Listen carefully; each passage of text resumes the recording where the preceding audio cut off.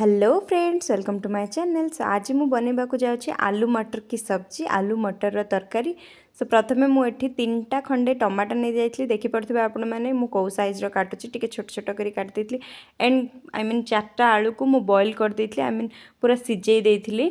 size देकी अदा टिके कुटिकी रखी एंड जो 4टा आलू बॉईल करी छोट छोट खंड करके काटी एंड मटर नहीं जेहेतु आलू मटर तरकारी बनब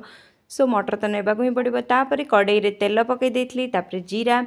से पुणी टिके तेजपत्र आई मीन गोटे तेजपत्र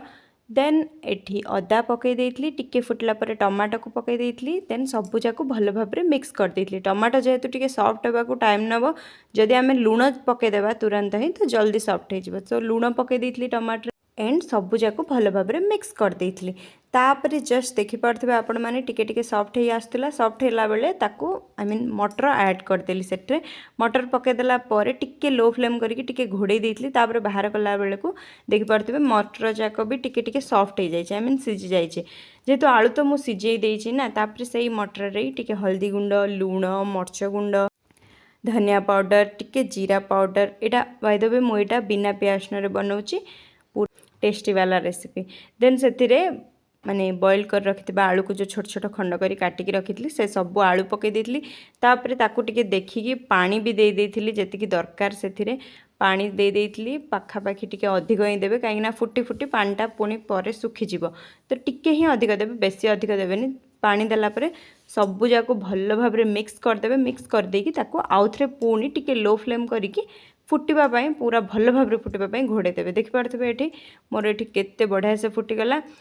तापरे टिके हाई फ्लेम रे ताको फुटे देबे फुटे देला परे ताको भल भाव मिक्स करदेबे देन ऊपर लास्ट टिके कस्तूरी मेथी एमती हाथ रे क्रश करके पकईदेवे देन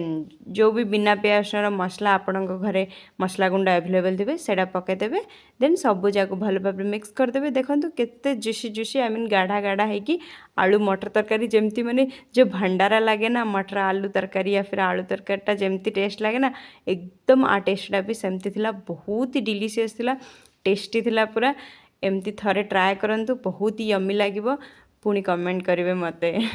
केमती लगे देन ऊपर टिके गार्निश कर देती धनिया पत्र रे धनिया पत्र सहित बिना प्याज आई मीन लगभग यहाँ बिना प्याज ना एते टेस्टी एटे डिलीशियस